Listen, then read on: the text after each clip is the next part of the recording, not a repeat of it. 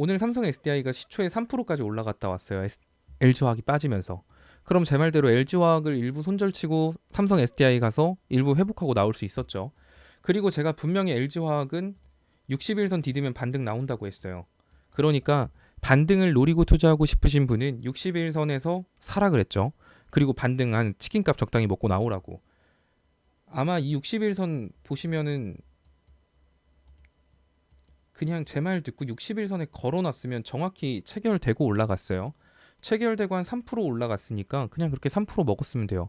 그럼 내가 LG화학 오늘 손실이 있었으면 그렇게 두 번만 반복했으면 손실 하나도 없이 LG화학 나왔을 거예요. 근데 지금 LG화학 아무것도 대응 안 하고 있는 분들은 그냥 손실만 마이너스 6%인 상태로 변함이 없는 거죠. 그리고 뭔가 불안하죠. 아, LG화학에서 그 2차 전지를 빼내면 도대체 LG화학은 어떻게 되는 거지? 그래도 LG화학 내주는 그 배터리 사업 분야를 떼놔도 100% 자회사니까 어차피 거기서 매출 나오면 그게 다 LG화학 매출 아니야. 그러니까 이제 좀 불안감을 스스로 위로하면서 이렇게 좀 불안불안해하고 계실 텐데 제가 예전에 LG화학하고 삼성 SDI 두 개의 종목을 좀 세세하게 분석을 해둔 적이 있어요.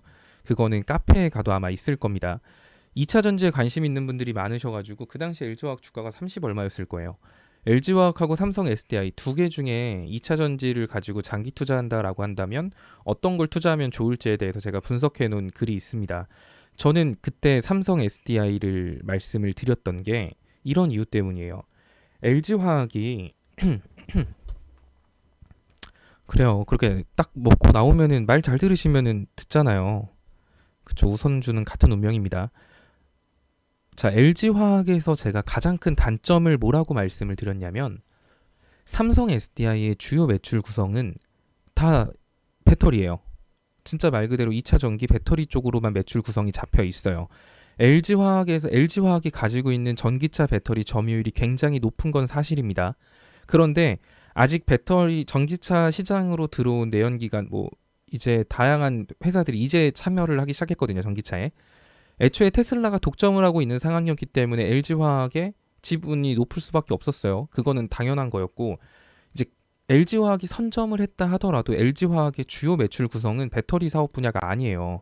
원유 쪽, 정유 쪽이죠. 기억하시네요. 정유 쪽인데 그러면은 만약에 전기차가 잘 돼요. 막 엄청 잘 돼서 내연기관 자동차들을 이제 다 못 쓰게 해서 없애버렸어요. 그러면 정유 사업, 기름값? 어떻게 될까요? 수요 공급에 의해서 기름값이 결정이 되게 되는데 공급은 계속해서 나오게 되는데 기름에 대한 수요가 떨어져요. 내연기관 자동차 없고 다 전기차로 바뀐다고 해보죠. 수십 년 뒤에. 그러면은 평소보다 원유에 대한 기름에 대한 수요가 확 떨어지면 정유사들 같은 경우는 매출이 줄 수밖에 없어요. 원유의 가격이 떨어지니까. LG화학의 주 매출 구성이 그 원유이기 때문에 제가 LG화학은 전기차로 잘 된다라고 해도 문제라고 하는 거예요. 전기차 배터리에서 아무리 매출을 많이 내도 LG화학하고 전기차 배터리 사업 분야가 같이 있으면 원유 쪽에서 생기는 손실 때문에 전기차에서 생기는 수익 이게 이렇게 퉁퉁 쳐져 버리게 되거든요. 그러면 회사가 가치가 그렇게 팍팍 올라가질 못해요. 그럴 바에는 나중에라도 지금이 오히려 빠른 걸 수도 있어요. 나중에 하는 것보다. 애초에 전기차 쪽 배터리 사업 분야를 분리해 놓는 게 나중에 정말 장기적인 관점으로 봤을 때는 좋은 걸 거예요. 제가 이러한 이유를 들면서 그때 LG화학보다는 차라리 삼성 SDI가 낫다라고 말씀을 드린 거였습니다. 자, 그 상황에서 LG화학에서 배터리 분야를 빼고 얘를 나중에 상장시킬 수도 있는 거잖아요. 근데 어쨌든 LG화학이 오르게 된 주 이유는 배터리 사업 분야인데 아까 제가 예시를 들어드렸지만 과거부터 주가를 보면 급격한 상승을 보여줬을 때 절반 수준까지 낙폭은 나와요. 얘가 여기서 더 갈 수도 있지만 얜 막차 잘못하죠.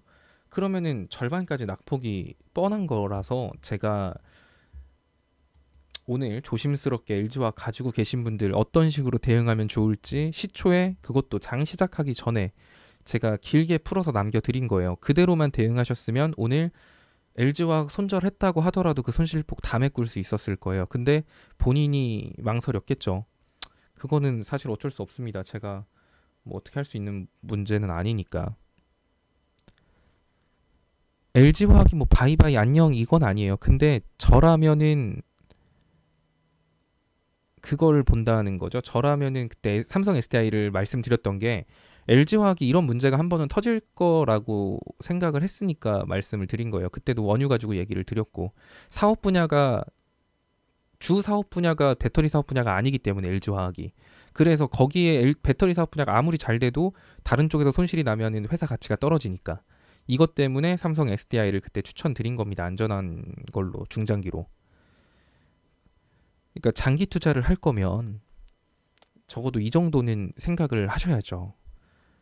그리고 또 심지어 제가 그때도 남겨드렸는데 여러분들이 안 하고 좀 놓칠 수 있는 부분을 제가 막 짚어드리잖아요. 그러면은 그걸 잘 들어서 그냥 올라가는 주가에만 그 올라가는 이 숫자에만 눈이 맞춰질 게 아니라 앞으로 어떻게 될지 진짜 장기 투자라고 하면 향후 몇 년을 보고 투자하시는 거 아닌가요? 근데 대부분 장기 투자하신다는 분 특징이 맨날 그래요. 저는 뭐 한 LG화학은 100만 원 정도까지는 보고 있고 그때까지는 계속 사서 모으려고 합니다. 이렇게 딱 멋있게 말씀을 하시거든요. 근데 꼭 한 몇 프로 빠지면 이거 어떡하죠? 이거 추매해야 되나요? 맨날 이런 말씀을 하세요. 그런 분들은 장기 투자가 아니죠. 그런 분들이 원한 건 그거였어요. 내가 사자마자 100만 원 될 때까지 맨날 올랐으면 좋겠어요. 약간 이런 거거든요. 그러니까 장기 투자의 개념을 명확하게 인식하고 하세요. 물렸다고 그걸 스스로 장기 투자라고 위로하는 것도 말이 안 되는 거고 애초에 들어갈 때도 이런 생각하면서 들어가시는 겁니다. 뭔가 TS님이 뭔가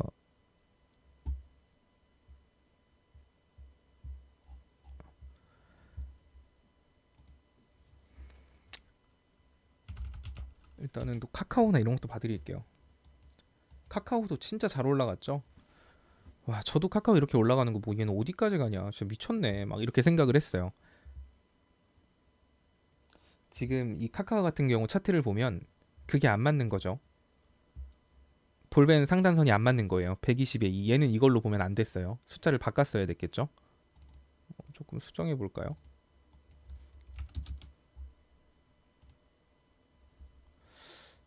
80은 그렇고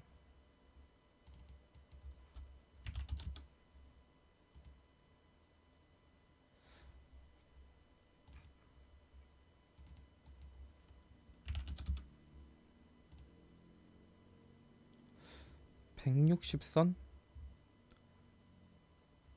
자, 이렇게 보면 되겠네요. 자, 제가 이렇게 종목마다 이렇게 좀 조금씩 수정을 해줘야 된다라고 한 게 이런 거죠. 그럼 얘 같은 경우는 볼린저 밴드 160의 2선을 좀 잘 따라갔던 거예요. 물론 이거보다 좀 더 수정을 하면 좋긴 하겠지만 보시면 올라갔다가 볼벤 상단 만나면 반등, 볼벤 상단 만나면 반등, 볼벤 상단 만나면 반등, 볼벤 상단 이탈해서 죽은 거 이렇게 되는 거거든요. 그러니까 이렇게 종목마다 이렇게 조금씩 이런 보조 지표들 변수값을 좀 바꿔주셔야 돼요. 이렇게 보면 안 맞죠?